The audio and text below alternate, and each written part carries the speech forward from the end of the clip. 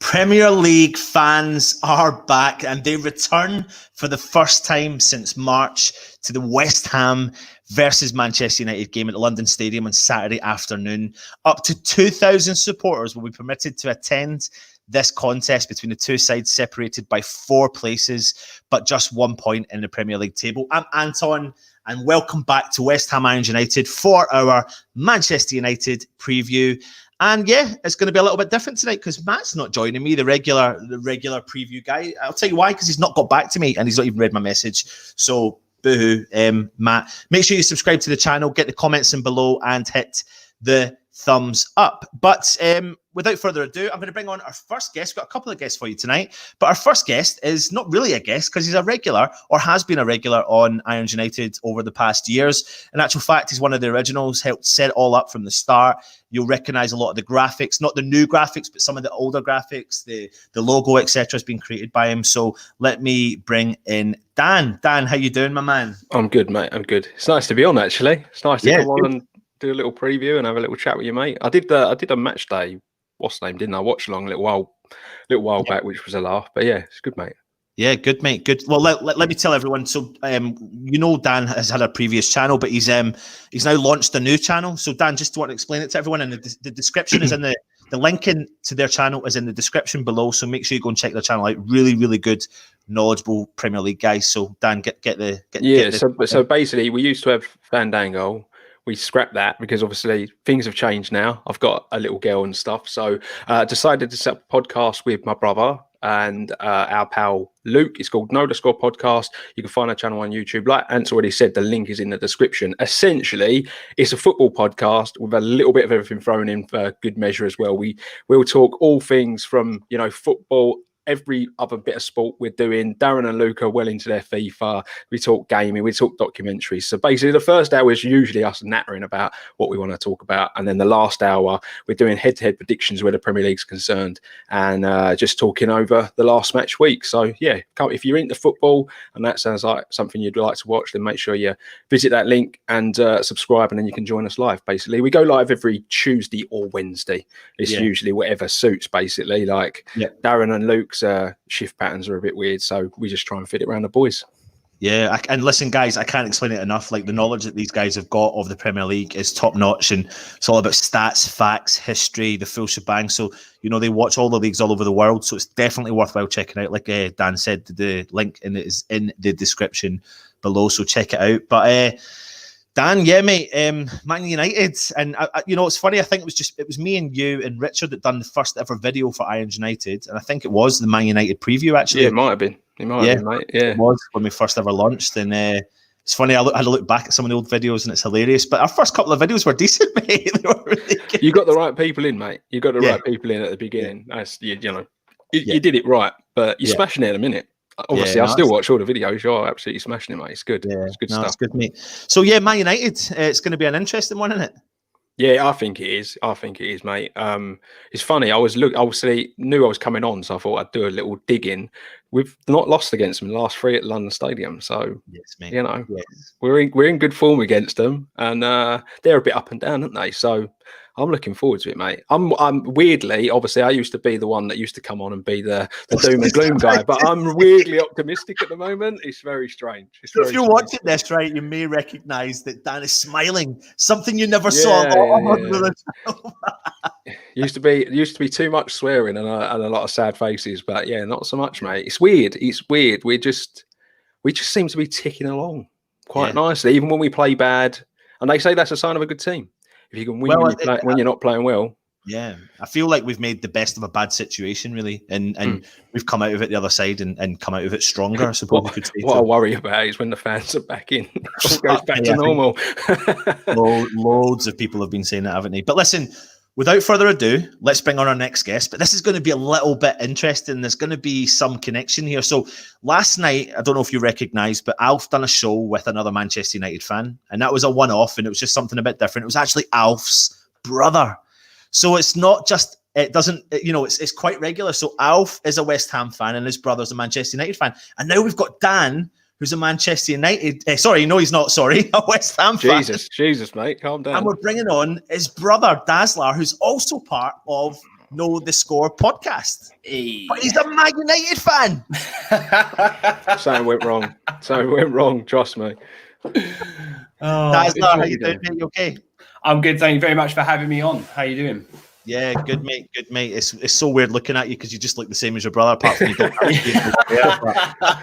He's got the Goldilocks. I've just shaved it all off for him, actually. Yeah. I'm sure he said when I last met him when we were at the supporters club, he was like, "Yeah, I'm not going to shave it until what was it you said till your daughter was born and or West Ham win a game or something like that." Yeah, so basically the first up it was when Emily was born, and then I think one of my pals said, "Nah, just what you got to do is you got to keep growing it until West Ham win a piece of silverware." And I went, "It'll be down to me arse before too long."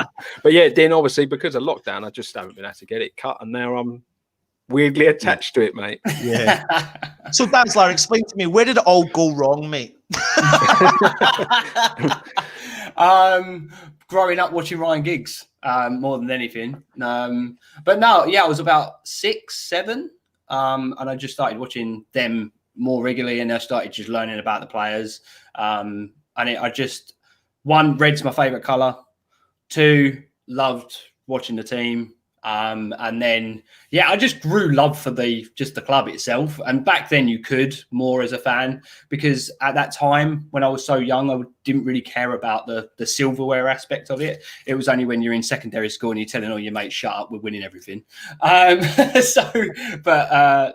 Just grew a love for the club. Been to Old Trafford so many times. I was part of, I used to always be in the Stretford end. So yeah, I just love the club, really. It's nice because I am a southerner that used to travel up quite a lot, and I had like a good bunch of pals always up there, so we'd always meet up, and it was like kind of like the weekend thing.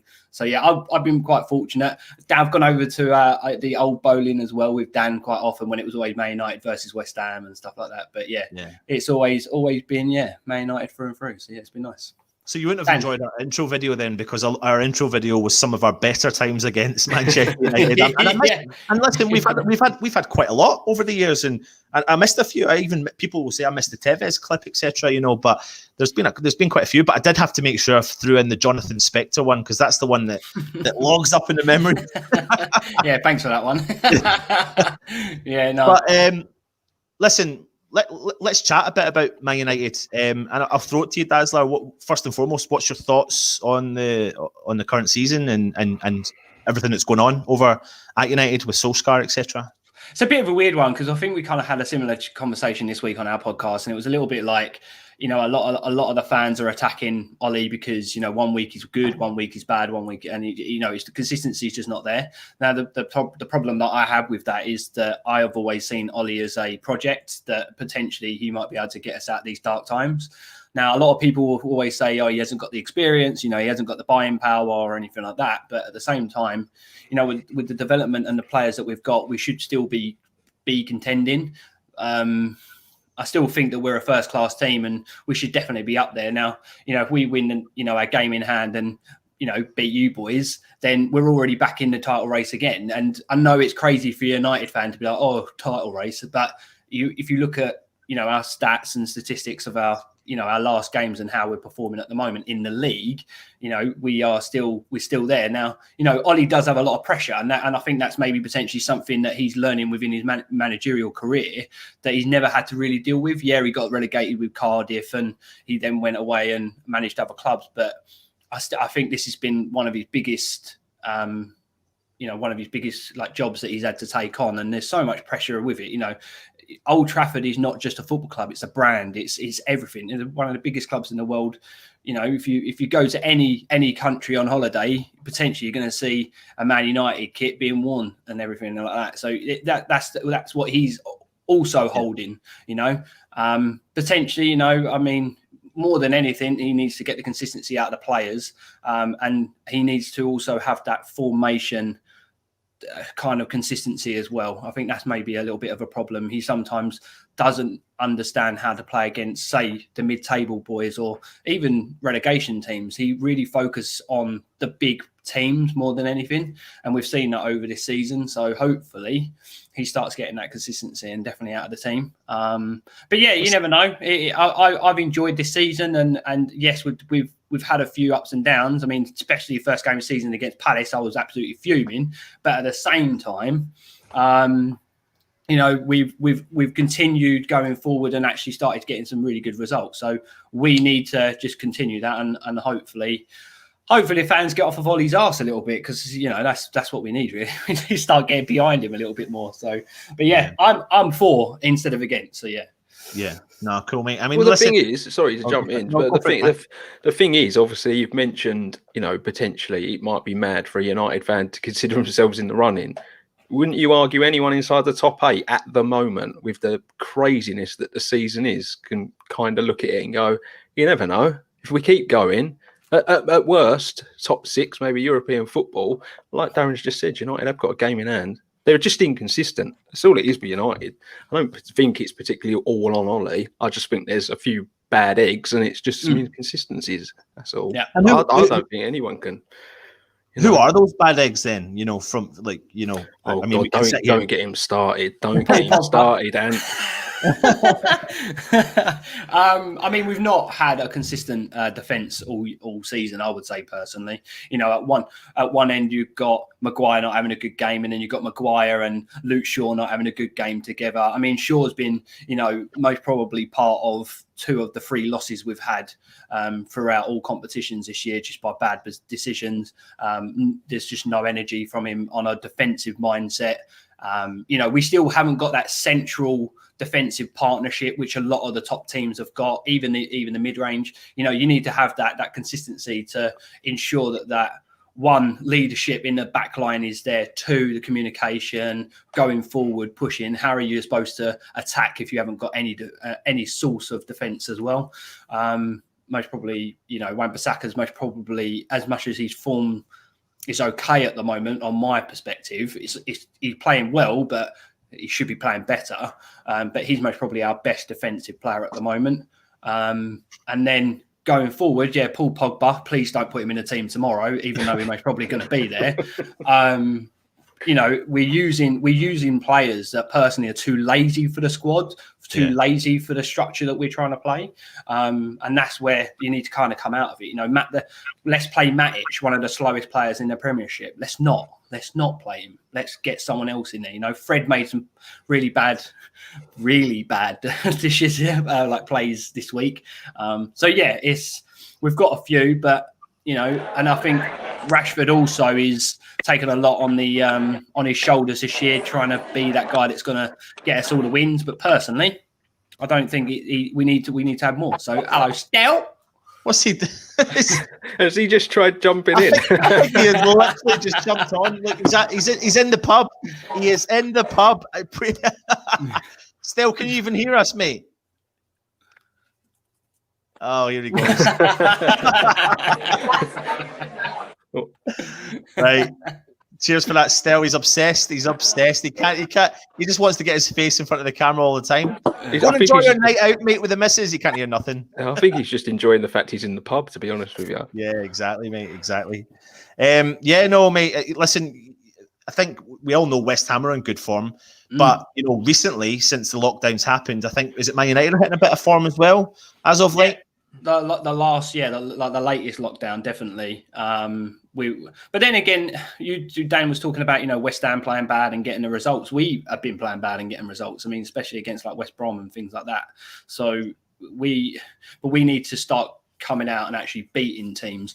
You know, the days of people coming to Old Trafford and being scared to go to the actual stadium, that's truly gone at the moment. You know, no one's scared to go against United anymore. Actually, people most probably look at it and kind of go, can we get 3 points today against Man United?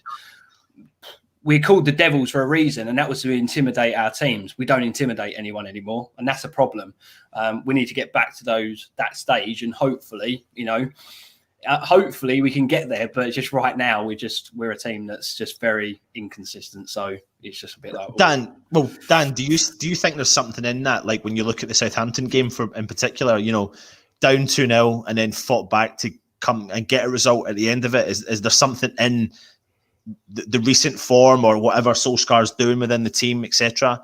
What do you the changes, mate, won that game for him at half time. Changes really did win the game for him at half time, that one.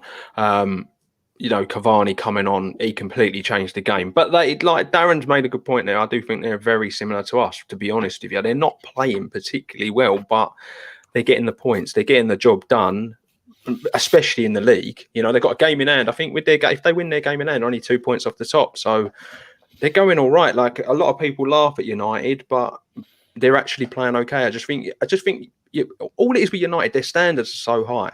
Yeah. I think all of us as a football entity, we look at United and their standards are just so high because of the 30 odd years they had under Ferguson. And obviously, like, standards can drop for any team, and they have for United over the last few years. It's just, I still think with what Ollie's got there, because I personally don't think it's a particularly good team. With what Ollie's got, I actually think he's doing miracles, personally. I don't think any other manager would do much better than what he's doing. Yeah. There's a lot of chat, though, isn't there, that is Rashford going to be missing for the game tomorrow? Yeah, apparently.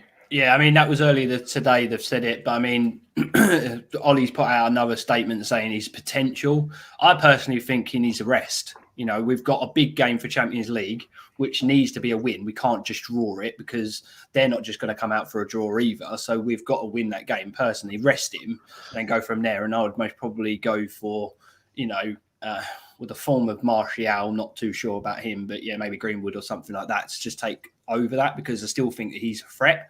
So actually resting him might be a good addition. Again, as I say, talking about having everything all on Rashford's shoulders, we need to think like other teams now and actually look at our depth and go rest him and actually utilise him in one of the biggest games for us more than this. Because yes, you shouldn't think like this as a fan, and maybe definitely not as a manager. But, you know, if we got a draw, okay, we got the draw, but then we've still got the game in hand. So we've got that to fall back on, and that would be more of a like the game that we need. So yeah, looking at it that way, really. But yeah, the Champions League game, that's crucial. We have to win that. So yeah, well, that's the other point I was going to bring up is, you know, you've got the Champions League, and that's going to be so important to Manchester United. And is that can you see that having a knock-on effect for this game tomorrow?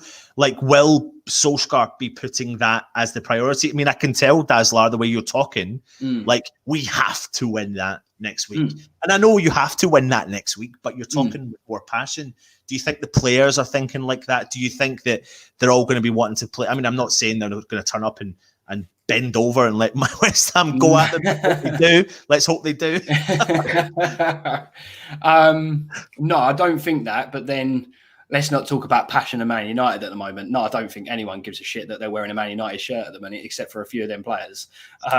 But personally, yeah, like, if Ollie puts the right squad out, it don't matter who's going to go out. I think they'll all play for those 3 points. But I think Ollie's going to actually choose a team that's not full strength tomorrow on the game day. So yeah, I don't think he's actually going to put a full strength squad out. I think he's actually going to be like, no, Champions League's what I need, because they're in a good position for the Premiership as well at the minute. It's not like Arsenal or anyone like that at the minute, is it? So you know what I mean? So he's in a good spot really for the Premiership, as long as we win that game in hand. So, but then you've got the Uruguayan maestro in Cavani, who's got a brace at the weekend. You know, I mean, Dan, you'll know this as well. I mean, the worst thing that can happen to West Ham is a player who comes in and he gets his first couple of goals for the club the week before. Do you know what I mean? It's just typical, isn't it? He's off the score sheet, and now you're thinking, shit, we know what this player can bring. But what is your thoughts on Cavani? It defies logic, mate. 37 years of age. He looks He looks like he's just started his career, doesn't he? Like honestly, he came on against Southampton and he made so much of a difference. He set one up, scored two. I know you are proper strikers' goals as well. I've got time for that. Especially the second one. He anticipated that shot coming in, and he headed it home. I've been keeping an eye on it because obviously he had all that stuff go on Instagram, didn't he, with that potential sort of racist post and whatnot. He has explained himself and he's tried to say that, it wasn't meant to come off that way and whatnot. So we weren't sure if he was going to be banned for the game. I don't think he is. So I can see him starting, to be honest with you. After the impact he had last week, I can see him starting. And especially if Rashford is going to be missing, I think they're going to need... I reckon they'll play Cavani through the middle and then Martial Greenwood wide or something like that. One other player I want to talk to you about before we move on to maybe the potential lineup for Man United is Fernandez and the impact he's had this season. Dazlar, what's your thoughts on him? Well, he's my superstar at the minute. It was really interesting because throughout after lockdown, he was really performing well at the end of the season, and it was always said that he was going to be a big player for us this year. And then a lot of fans were actually saying, "Oh, he's underperforming at the beginning of the season because he wasn't doing what was expected, and also what Harry kind of finished the last year." But then all of a sudden, he's just turned it on, and he has pretty much been involved in all of the games that we've won, and also the games that we've had to claw a win for as well. When he's not on the pitch, we don't look confident on the ball. And the reason for that is because his work rate is so high, he's just getting into positions for us to hold the ball up or move forward. He's not really a negative player. He kind of works in that route to going forward instead of my best old pal Pogba, who likes to play it back to the keeper. So yeah. I said it on our podcast this week that no player has been involved in more combined goals and assists since making their debut than Bruno Fernandez. It's unbelievable. It's like something like 26 combined goals and assists since he made his debut, and he's like the quickest player to that number. It's mad. Like his impact on United can't be joked about. I was watching something today and they were comparing him to Cantona, basically the impact he had on United back in the day. So he is a proper player. He's one to watch. He's the one to watch for them, I think, this weekend. Well, let's have a look at the lineup you started against Southampton with, and what potential changes do you see, Dazlar, with that side?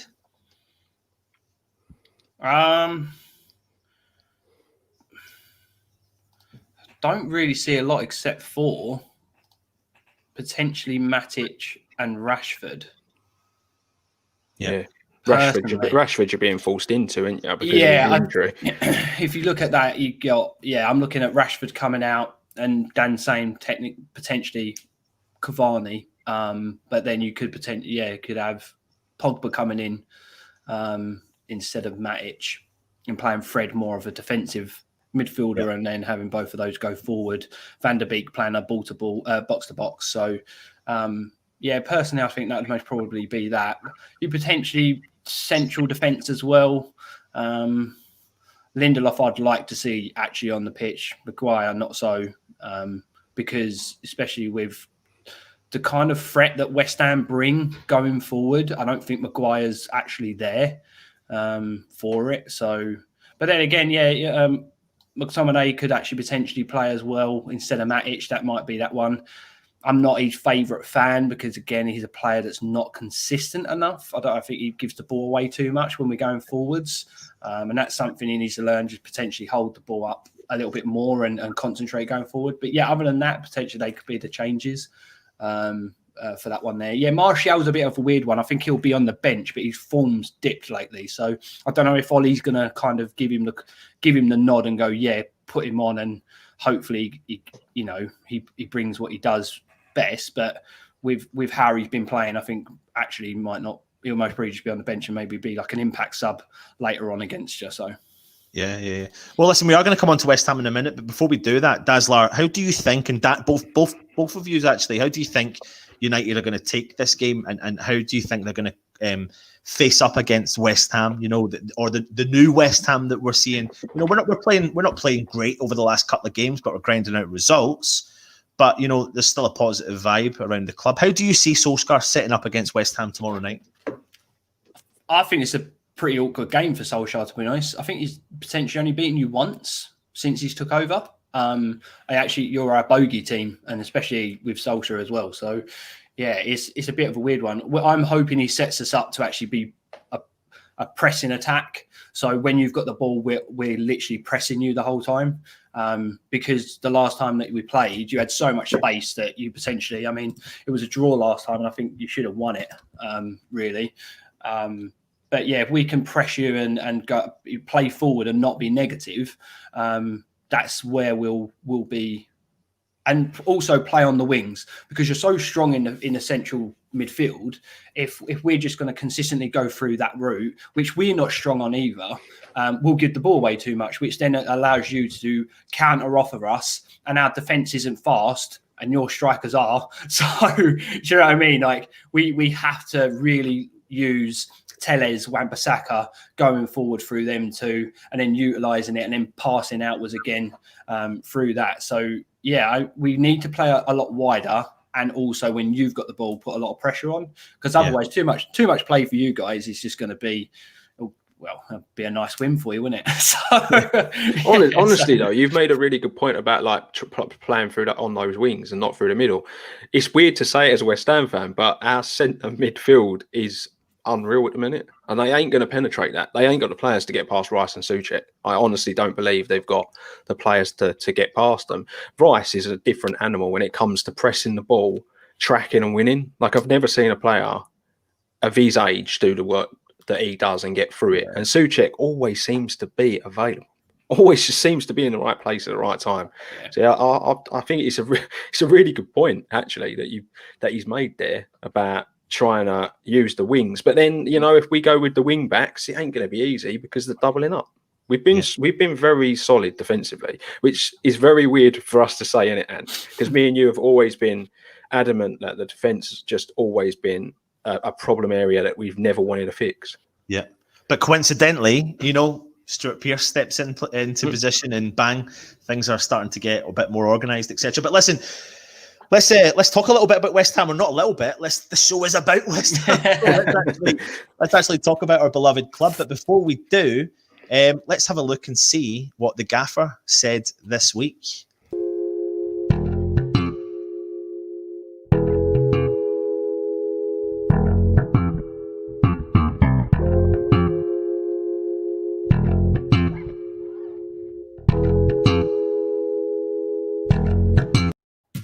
I'm not going to lie to you guys, right? We've got one graphic designer sitting in this room looking at every bit of our graphics going, oh, here he goes.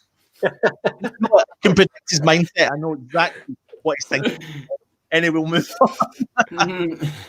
Moyes is being a busy man. He's talking about Antonio. We got news that Antonio is going to be missing for this game, and he said Mickey, we believed, was 100% fit and he was ready to go. A fully fit Antonio is someone that gives us a dimension, but Seb was coming back into form and getting confident, so we'll be looking to him now and hoping he can get the goals he has got in previous seasons. But Moyes, mate, you're tracking back in your words there, because you dropped him for the last game. You did let him at half-time. You did bring him on. What's your thought? Comment, Dan? I don't know, mate. I just think he realises he made a mistake in the last game, personally. Yeah. And, no manager's ever going to come out, are they, and admit they're wrong. They're just not. I don't know, mate. He shouldn't have changed it for me. Unfortunately, as a club, we have got a habit of rushing players back. And I think he did that with Antonio again last week. And the guy's got problems with his hamstrings as his whole career. And they've tried to rush him back into the game. And really, it was a game that I don't think we necessarily needed to do it. Yeah. So, but Haller, I think he's playing all right. He gets a lot of stick, doesn't he, for being lazy and whatnot. But I've seen enough out of the last, game and a half, because obviously only played half the game last week. But I do think he's played all right, mate. I think he's done all right. He was one of the best players on the pitch was it the Sheffield United game? Won more aerial duels than people, more touches in the box. But because he doesn't... The trouble with it is because he never looks like he can be bothered. That's why and he don't smile either, does he? But that's just his thing. He's just a moody Frenchman. I think. Well, not. Well, so hold on a minute, though, Dan. Have a look at this image. Well, he obviously enjoys training more than he does actually. He's out with the boys, then, doesn't he? But yeah, I don't know, mate. I just think a lot of it's some unwarranted stick, and I just think we need to give the lad more of a chance. Like for me, he's come in. Antonio's got injured. He's come in and he's done a job. He's done what's expected of him, and he's doing all right as a lone striker as well, which is a role he has said he doesn't like. Yeah, he's openly said he doesn't like playing on himself, and he's getting on with it. Yeah. I don't think we can really knock him. We can't know, and it's funny. It's like we do, obviously we do the previews every week, and then we do the match day lives, and then do the highlights and words videos after. And you always talk about the relevant teams and the relevant formations. And you'll remember this yourself, Dan. A couple of years ago, I think we were playing Huddersfield, and we in our group at the time we were talking about packing out the midfield. But you don't, in my opinion, you don't pack out the midfield against teams like Huddersfield and or Fulham's and Sheffield United. You've got to go at them a little bit more. Well, maybe not Sheffield United of last year, but the Sheffield United of this year. You've got to go at them, and you've got players like Fornals who has a big work rate. He's surprised me in terms of his style of play. He's not surprised me that he's been a good player. I didn't expect to see the player he is. I thought he was going to be something else. I just wish he'd tuck him inside. He's not a winger. Yeah, I just wish he'd tuck him inside. That's all. I feel I like Fornal's work rate, like you've said. I do think he probably covers more of the pitch than most players each week, but I think he gets lost on the wings. You noticed the difference last week. The minute he pulled him inside, when we went forward at the back and they pulled him inside, you noticed a complete change in his game. He's just much more comfortable inside, and I don't think he gets found out with his pace either as much. When you pull him in and he plays just behind the striker. On the wings, he ain't the quickest and he's going to get found out. And it don't make sense when you've got a player like Ben Rama sitting on the bench who can do the things he can do, and you're still accommodating, a position for Fornals basically out on the wing when you should just pull him inside. Yeah. And I think if we go back to Antonio slightly, it is a bit concerning that Moyes did rush him back. If you consider the amount of fixtures we have got coming up, and there's a strong possibility we're going to need to use the strength and depth, which we don't massively have already, let alone now the fact that we've lost Antonio, questionably our best player, best performer. But when it comes to not having Antonio on the park, Dazzler, what's your thoughts on that? Because we know how important he is to West Ham, but how potentially scared other opposition defences are against them. Yeah, I mean, it does definitely do ourselves a huge favour in regards to not having to worry about that. But I think actually, players like Haller can actually cause huge problems as well. And the reason why I say that is because you're going against a team that don't have a real secure partnership in the middle. Now, if you don't have that, he can take full advantage in regards to where he moves, how he positions, how he holds the ball up, can he filter it off into the middle, and when you're playing against like central defences that also like to push forward when they've got the ball, he can also again counter on it. So for West Ham, actually, I think, Antonio would have been great for yourselves to have that pace and power that he holds, but also any fan shouldn't really count off Haller against United because of what he can do as a one. As you said, he's not liking playing on his own, but actually going against United, this could be a point where actually he shows what he does on his own. Our central defence isn't strong. You're not going against your Cities and your Chelsea's defence at the moment that are playing really well as a structure in the middle. He's going against a team that are actually not confident playing in like our centre back. So it's one of those really. I mean, I don't think personally for anyone that goes against Man United, I don't think actually, any injury to any team right now is a problem when going against United, because tactically managers out there are finding out what Man United are doing. So if Moyes really thinks on top of his feet and kind of goes, actually, there's the hole. Because Moyes has got so many years of experience as a manager, especially what he did with Everton, and he wasn't given the opportunity at United, so he's got all of that to really think in. And if he looks at the shape and just goes, "There's the gap," he'll find that at half time, and he'll be able to be really positive by doing that. That's the problem I think that we hold a little bit, is that we don't have that mentality of go and change the game on the 60th minute, where if he literally goes, "There it is, there's the point." he swoops it in. It doesn't matter who you've got up front as long as your team's playing as a team. I think it'll be all right, really. So, as I said, I'm happy that Antonio's not playing, but I still see West Ham as a threat. So, yeah. So taking into account then, Dan, that United have problems in their defence, does this give us the biggest sign ever to go, is this the time where we unleash the Haller, the Benrahma, the Bowen on the wing, etc.? Is that what do you think of that? We've got to, mate. We've got to. Do you think it will happen though? Do you think Moyes will have the balls to go ahead and do it? I mean, we think, know that Antonio was missing, so that one's a forced change. I think he's still going to set up the way he's been setting up, mate.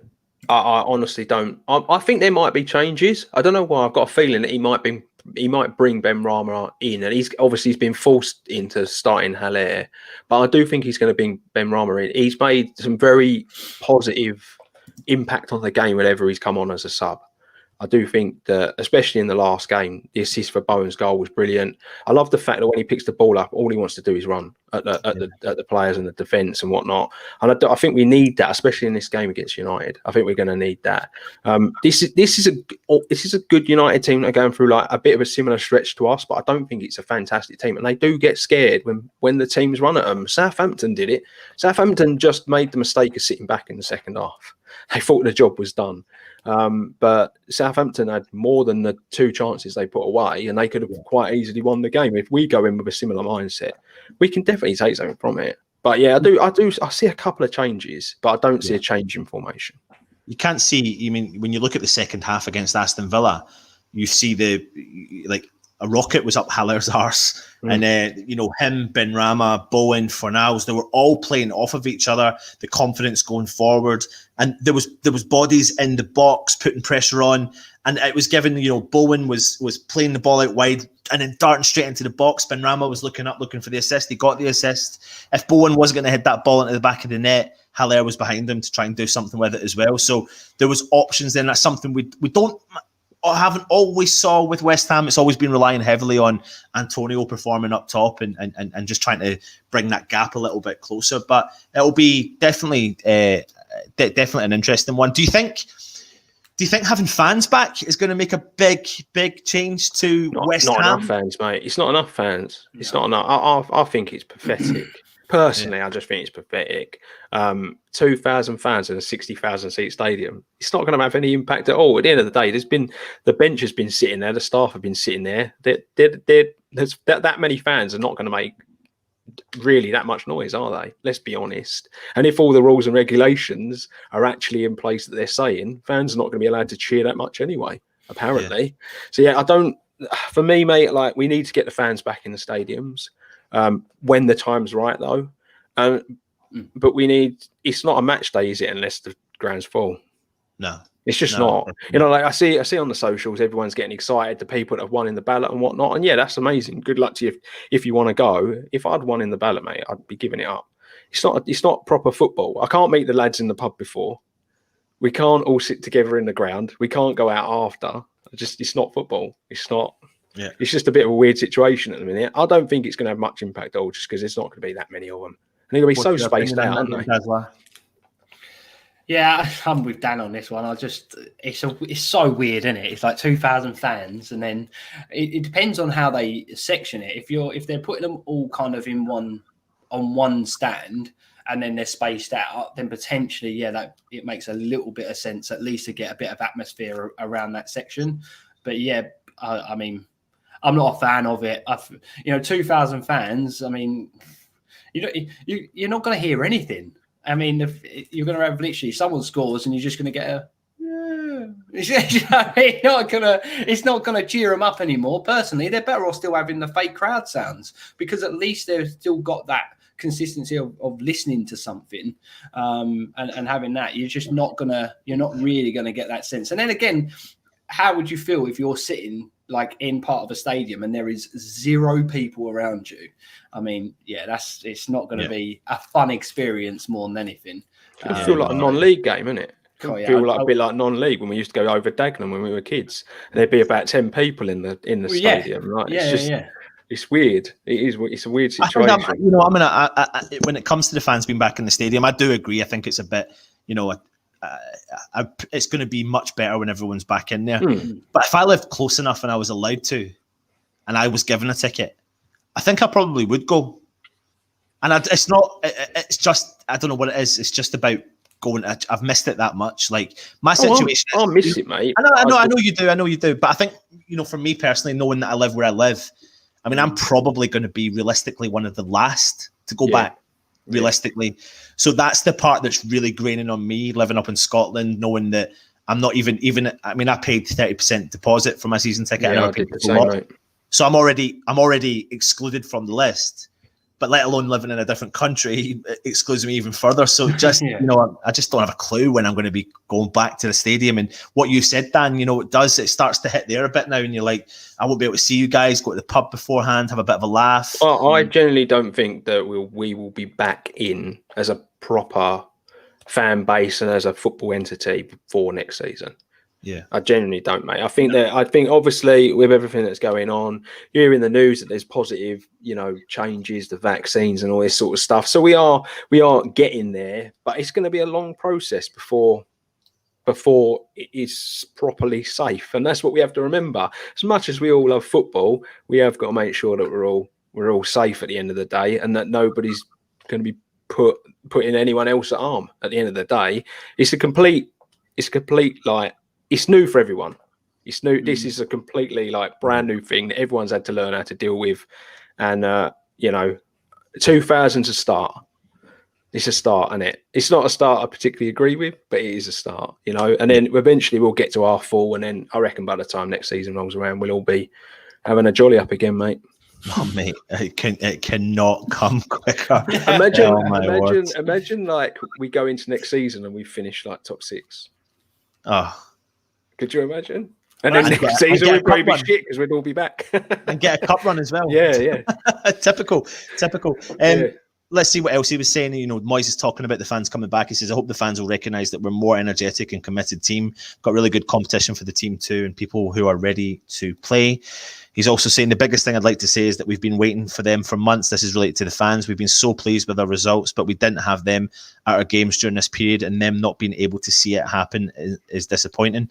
But it's a start now, and we've got a great stadium, and hopefully it won't be too long until we can fill it with them all. And then lastly, Yarmolenko's back. He's recovered from his COVID-19. He's back in training. He's trained the last few days now. You're never sure how quickly and they'll recover from the virus. But the good news is he's back, he's fit, and he's healthy, and he's been training the last few days.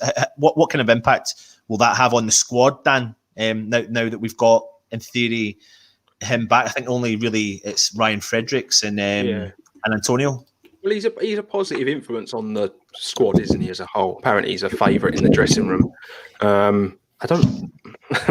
People might not like this. I don't really rate Yarmolenko all that much. I really don't. He just doesn't have the pace to beat anyone, and he's always going to cut in on that left foot. And he's quite a predictable player. But it's just good to have bodies, mate. And he's a good body. He's proved to us this season that he can do a job when called upon. So it's good to have a fit squad, like you say. Only a couple of injuries now. Trying to get a few players back, so it's looking good, especially going into this December period, because we're having to play more games in this month of December than we ever have before, because we've been playing catch up, haven't we, all season? So it's going to be mad. Well, let's look at the starting lineup that West Ham put out against Aston Villa, and have a quick chat about who we think, or if we think there'll be some changes, because you've got the two sides to it. You've got who we want to come in, or if we want any changes, and also whether or not Moyes will make the changes. So realistically, and listen, we've got to give it, listen, and you'll be surprised with this one, Dan. You'll be surprised with this one. This is my cheeky graphic, but Mr. Ogbonna is up for player of the month, the rock at the back. Honestly. Listen, I don't want any West Ham player to fail in my life, because I know Stell thinks I want this guy to fail, and I don't. But I've got to hold my hands up, mate. I've got to hold my hands up and say, he has been a rock at the back, and he stepped up to the plate, mate. He stepped up to the plate. He's been unreal. He's been quality for a while. Let's be honest. He was good last. No, I think he was good last season, and I think he was solid last season. But this season, he's gone up even another level for me. Yeah. Currently, he's Hammer of the Year, isn't he? Let's be honest. I think everybody their judgment on Hammer of the Year gets clouded a bit by Rice because he is the new kid on the block and he is world class. But honestly, if you're looking at it as a whole, Oggy has got to be up there. He's been phenomenal. He really, really has. Like, I do really put a lot of the plaudits down to the Stuart Pearce appointment. I think the backroom staff have been so important to West Ham actually in the change. Not just Moyes. I mean, listen, I'm not taking anything away from Moyes, but I do think that the back room staff have been extremely important to the situation. But something that, we've had this long-lasting debate, me and Stel. It's always been about the Winston Reid, Oggy, all that sort of stuff. At the end of the day, I want Oggy to perform well. My biggest concern was that we haven't, since Winston Reid left the club, ever found a proper partner for Oggy, whether it's been, and if we have brought someone in, they've been too similar to him. And we've had two defenders that don't work well together. So Diop and Oggy don't perform well together. But now that Balbuena's coming back in, it's given him that boost because he's now got that backup. He's got that support. He's got someone that doesn't step out of position, and he allows Oggy to go ahead and dominate from the back, and that's exactly what he's doing, 100% week in and week out. And I think we have to give some props to Balbuena as well. Yeah, he had a torrid season last year. He really, really did. And to come back this year in the manner that he has, you're keeping Diop out of the team. Now, a lot of people see Diop as, one of the future centre backs, in world football. Mourinho, for once, talks so highly of him, and he can't get in the team. Yeah. So I think it just shows you how well those two lads are playing at the back together. Before we talk about our predictions for our starting 11, let me know in the comments below your predictions for the starting 11 against Manchester United tomorrow evening.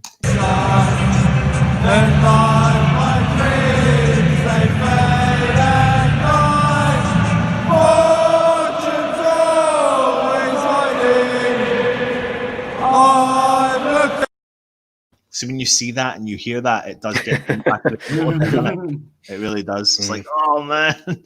Anyway, this is the lineup against Villa. What do you think with the changes there, or if at all any? Well, of course, the forced one. Yeah, Haller will be in, won't he? Because that's a false change. Unfortunately, the only other change I could see is Fornals for Benrahma. Whether or not it happens, though, I don't know. I think Moyes likes Fornals' work rate, and I think work rate is what you're going to need against United. So. We'll just wait and see. I think Stell's back. I can hear the audio. But yeah, I think, mate. I just think the only change I can potentially see is that one, Benrahma for Fornals. But whether or not it happens, we'll wait and see. Someone said to me the other day, Masuaku for Benrahma, but Benrahma. That was the sub, though, wasn't it? That was the sub. The trouble is, mate, Benrahma will track back, but that's not his game at all. And I'm not trying to imply that Masuaku is a good defender, but at least he has a little bit of that in his locker that he can like intercept, he can block, he knows when to put his foot in. I just don't think that's Benrahma's game, personally. So we'll have to wait and see. I wouldn't be surprised if that is the 11 that he goes with, but obviously Haller for Antonio. Yeah. And if that is the 11, Dazzler, what is your thoughts? I mean, you played really well against Villa. And if you utilise what you was kind of like as that forward play that we spoke about and utilise that central midfield and hold that possession, then, as I said, any team right now is a threat on United because, we're having a bad game and we can't hold the ball where we need to, then, that formation I actually see as kind of like the future game because it's so attacking, and then you've got the wingers to track back, and technically when you're in defence you're playing 5 at the back, so it's hard to get through to hold for any teams to like try and get that attacking play to capitalise on it. So yeah, I mean it's. You've got the consistency. This is the problem that, I think that we're going to go into the weekend about, because what's happening with United is we potentially are having an okay game, getting the win, and then we've got another game and we either win or lose it. We lost this week in midweek. So again, that's all going to be playing on their heads. So, they've got to pick themselves up going against a team that's actually in form and got a bit of consistency against United over the last, say, 2-3 years. Yeah. So, you're our bogey team. I've always said it, it's hard. I'm always going to back my boys, but it's hard to back us against West Ham when, within the last 5, I think we've lost 2 drawn 2 and 1-1. So, you know what I mean? So it's not a great record against West Ham. Do you know what I mean? So, yeah. I was literally going to bring Stell back on, but he's disappeared. I think he's desperate to come on and probably, he's had a couple of beers down him. So he probably wants to give me stick for me here. He wants to give you stick for being a Kilmarnock fan, and he probably just wants to call Darren my twin or something, doesn't he? Like mini me or something. Yeah, exactly. But people are, most people are agreeing in the chat that with regards to the West Ham lineup, they only really see the Haller change. There's not many people saying that they actually. Well, there is a few people actually saying Haller, Fornals, Benrahma. That's from James Gooden. We will come on to the comments in a minute, of course. Aiden is saying, let me have a look here. He's saying Benrahma, and that looks like he's saying for Masuaku as well. So, yeah, it'll be an interesting one. Loads of people. Sorry, here he is. Look, he's in the comments. He says, Anton, after me, Augie is the best defender in the last 10 years. I cannot say that, mate. I don't know any fan that can say that anyway. So, yeah, let's get down to the nitty-gritty. Again, get your comments in below and let me know your predictions for the game for tomorrow night.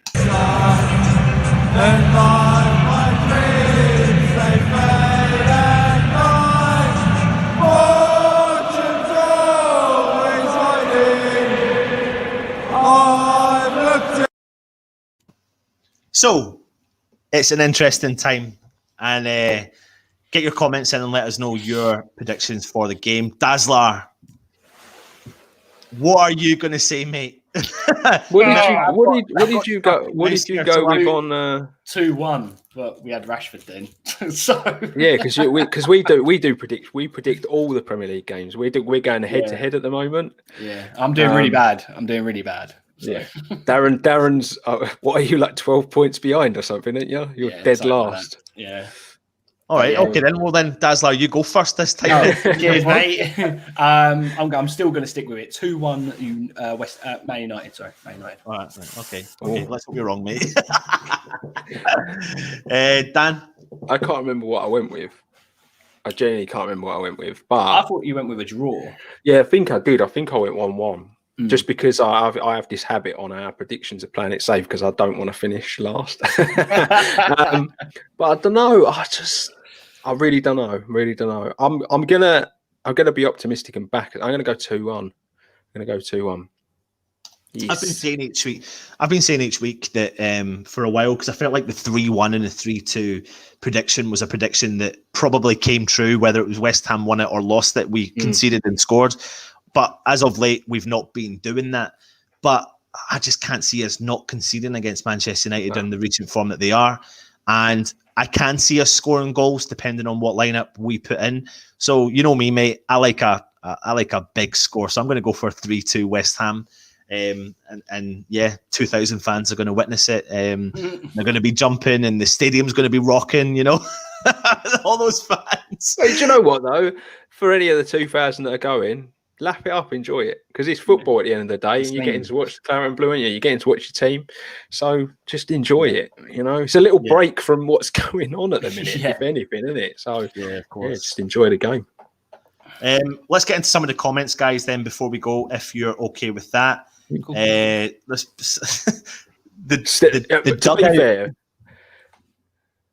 Doug. So Doug watches our podcast. He's good. He says, if it makes Anton better, I'm a Livingston fan. No, it doesn't, mate, because I'm not a Kilmarnock fan. I live 5 minutes. I live 5 minutes from Kilmarnock's football stadium, so it's a joke. I am a West Ham with a Scottish accent. Just ignore Stell, mate. Just ignore Stell. So let's see here. Happy Hammer saying, do you think we'll be better or worse with the fans back in? Quick fire round, Dazzler, West and Dan. I don't think we'll be any worse. It's not enough. Enough. Oh, I don't know. I think I could put a few little nerves in some of the players because I feel they've got to actually put a bit of performance on instead of for the cameras. So yeah. Still saying, am I seeing two Dans? No, mate, you've had about 20 beers. Actually, that's a lie. He's had one drink and he's drunk already. So it's usually enough. He's probably at the point of hiding his rum and coke by now. Yeah. And he's probably getting his missus to go up to the bar and buy him drinks all night. So he can just sit on his phone in the chat. Yeah. Neil from Down Under, I think Moyes should be given at least 3-year extension, so he really has something to build on for the future, and at the same time brings some much desired stability to West Ham as a team and as a club. Good point. Yeah, I think so. I think he deserves. He's earned his extension. He definitely deserves it. He was not my first pick, as you know. He was not my first pick, but he's done a good job, and I can't knock him. Yeah, absolutely. Let's see what else we've got here. Masuaku and Antonio won't start. Well, we know Antonio won't start, mate, so you're not breaking any ITK news tonight. What's this? Charles Joseph, Creswell out. I don't know. Is that him telling us? Is that him telling us he's out, or he wants him out? Well, he's the most attacking defender in the league. Did you know that? And he's been on form. Like so apparently he's created more chances than any other player in the Premier League this season. Yeah, Pam, nail on the head. Leave him alone, Charles. That's what you need to do. Leave him. Oh, Toby Sampson. I won't put that comment up, mate. Or shall I put it up? You ready? It's all. Listen, we're all friends here. Don't take anything too serious. Don't take anything too serious. I think Alf's on the chat tonight. The general. He's a big fan of Balbuena, and you know what? Plaudits where credit's due. He's definitely came into the team and calmed things down. And I think he's the kind of, out of the central defensive pairing, he's the kind of one that's probably going under the radar. Probably out of all those three, you know, Creswell's attacking, getting assists, showing signs of being what he did in the past. Oggy is the forward stepping centre half who's going to be first into the ball, last to tackle, and Balbuena's sweeping it all up, really cleaning it all up after him. So he's got that kind of maybe going under the radar a little bit. Let's just have a look here. Creswell, as they said, Happy Hammer, the most attacking centre-back in the league. Ogbonna is the best centre-back in the league at this moment. Stella's not on the show, but yeah, he is. Moyes and the backroom staff are the best we've had, in my opinion, of course. So, you know, loads and loads. Yeah, absolutely. Listen, you just got to look at Kevin Nolan on the sidelines against Villa, and you think, you know, you've got Declan Rice wearing the captain's armband. You've got Mark Noble on the bench, coming off the bench, being the captain that he's been for so long, and still leading in whatever format that he's doing. Then you've got a former captain sitting in the backroom staff, and you've got this timeline of captains that are. I just think, you know, I said it. I was on Russ's My Hammers 11 last night, and I was saying that the impact that Nolan's had, I think it's huge, mate. I think since he came into the club, if you think back to the game that West Ham against Man City that was postponed because of the weather just before COVID broke, he came in for that game. We didn't have a great game.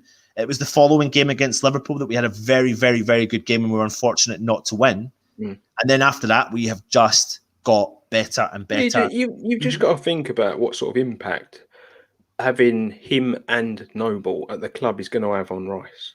Learning how to be captain. Because at the end of the day, he's been given the armband because I would imagine from next season proper, he's probably going to be club captain, isn't he? Yeah. Can't see Noble still being captain, you know, club captain next season. Doesn't play enough minutes. Yeah, absolutely. Alf is saying West Ham 5, Manchester United 0. We're taking that absolute one. Scenes. That would be absolute scenes, wouldn't there? Twitter would be going off. Michelet is saying 2-1 West Ham. Vinay is saying 3-0 to West Ham. Haller hat-trick. Foshizi, mate, come on. What are you doing? 2-0. Ben Davis, Man United to get a penalty. It's quite accurate, to be fair. Well, no one's mentioned our 12th man, VAR. So yeah. Yeah. And Fergie time. So yeah, because it still exists, doesn't it? It does. It still exists. Pam's saying 2-1 or I'll settle for a draw. Duncan B saying 2-1 West Ham. There's so many comments in here. It's trying to best to get through them. Happy Hammer, West Ham 3-2 with Haller to get the winner. That do him a world of good. Mick Forever 1-0. Toby Sampson 3-2 Haller last minute winner. James Bong 1-0 Claret and Blue. There's loads. I'm skipping through them. M Ratford West Ham 2-1. Ben Davis 3-1. James Gooding 2-1 West Ham. Us to score from a corner and Fernandez to score from a penalty. I think we've gave one away in every 3. Dan, you love your draws. That's from the Dug It Out football. Yeah, the Dug It Out. The Dug It Out. No, Doug. Yeah, Doug. His name's Doug. Right. Okay. Sorry. Yeah. Play on words, mate. Yeah. Neil Irons 3-1. Stell West Ham 3-2. Pam 6 Fergie minutes tomorrow on a penal for me. And then I'll just skip down to the bottom. Ben Davis says, no, we'll beat Man United 3-1. Before we go, though, lads, Dazzler, who is the West Ham player you fear the most tomorrow? Who I fear the most? Yep. Declan Rice. I thought he was going to go, I don't fear any of them. No. Declan Rice can really open up our defence because Harry draws players in. And I think that's a problem for United. We get drawn into when people are holding on the ball too much. So I think Declan Rice is actually going to be someone that could open up our midfield, which, as I said, is a weakness to us. And then potentially, like your top 3, who like Haller holding the ball up, and then I would say Rice and Haller most probably. And who is the player that you think West Ham should fear the most? Fernandez. Yeah, definitely. It's the only one. and then also I would say Telles and Wan-Bissaka, because it'd be interesting how you actually deal with those two, because where you've got 3 at the back, if we can actually get them forward into the right positions and utilise those two, because Telles as an attacking player is amazing, and Wan-Bissaka being able to track forward and back like he does, if they both have a good game, hopefully we can capitalise on that. But it'll be interesting. It'll be an interesting game. This has been a game that I've been actually looking forward to all week. So I'm pretty excited actually. So I get to watch it as well, which is nice. Dan, same question to you, mate. Who's the player you fear the most at Man United, and who's the player that Man United should fear from West Ham? Oh, but Bruno Fernandez, without a doubt, he's an unbelievable player. When Man United tick, it's usually because he's ticking. So, yeah, definitely him. West Ham, I don't know, mate. Front 3 potentially. Bowen's been good, but I wish his final ball was just a little bit better. But I think Bowen's been a good player. I like the fact that he'll run at defences. Rice is always good. I think as West Ham fans, we're getting bored of telling everyone how good he is. And the fact that there's still fan bases out there that don't think he is, it's just jealousy. I think it's got to that point now where I just think every other team in the league is jealous that he plays for us. Yeah. Because he rarely has a bad game. So I think that. I think if the centre mid plays well for us, mate, I think we'll do all right. I think we'll be fine tomorrow. I love that confidence. I'm going to go for the same Bruno Fernandez, absolutely top-notch player, but I'm hoping that we've got enough in our side to try and nullify his threat. And then for West Ham, I'm going to say Haller, because I think that I was going to choose Cavani as well, because I think that, when you come off a bounce of a game, score 2 goals, and you've got your history, even though he's 37, he's come off a season of scoring goals. He scores goals. He's got goals in him all year round. And, United make those signings, don't they, year in and year out? Ibrahimovic's and Van Persie's and all those, all those players that are a little bit older, but they come in and do a job for a couple of seasons. And I think he's going to be one. But I hope Haller now, with a bit of newfound confidence and the way he performed in the second half against Villa. He's come off a goal before that. He scored for Ivory Coast. And, I think that he's going to kick on and keep kicking on. As long as we provide him with something into the box, he can put a threat to cause problems for the Man United defence. So, yeah, he's definitely going to be my choice for someone to watch. Anyway, guys, listen, I've put it on there again. Make sure you go and check out Know the Score podcast. It's Dan, it's Dazzler, 2 brothers with another guy. What's the guy's name? Luke. Yeah, Luke. Luke's a West Ham fan, so it's usually me and Luke teaming up against Darren. To be fair, every week. Yeah. So make sure you go on there and check it out, because these guys have a fountain of knowledge. And there's Alf. Alf is saying fear the general. Alf and his piece of paper. We do love these little messages. So go check it out. Hit the subscribe button. The link is in the description below. Of course, make sure you subscribe to our channel as well. Get the comments in and hit the thumbs up. Dazzler, mate, it's been an absolute pleasure to have you on the channel. No, thank you. Hope you've enjoyed it. Dan, of course, as usual, mate, it's been a pleasure. And apologies for all our graphics. I know you will... Well, I am currently working on some stuff for you, but I'm useless. I can't seem to get it to bloody work. But yeah, no, don't worry about it, mate. We'll get it sorted anyway. So, like I said, everyone, thanks for watching. I know there's plenty of comments in there. Join us tomorrow. We'll have our match day live. We'll be starting, I think, about 4:15 and going all the way through to the end of the game, and then we'll come to you after it with highlights and words videos. So make sure you tune in tomorrow, and fingers crossed we can get the 3 points. I've been Anton, he's been Dazzler, he's been Dan. They're twin brothers, even though they're not. They come from a mixed up family of different football teams, but the one we care about the most is this one. Anyway, thanks very much.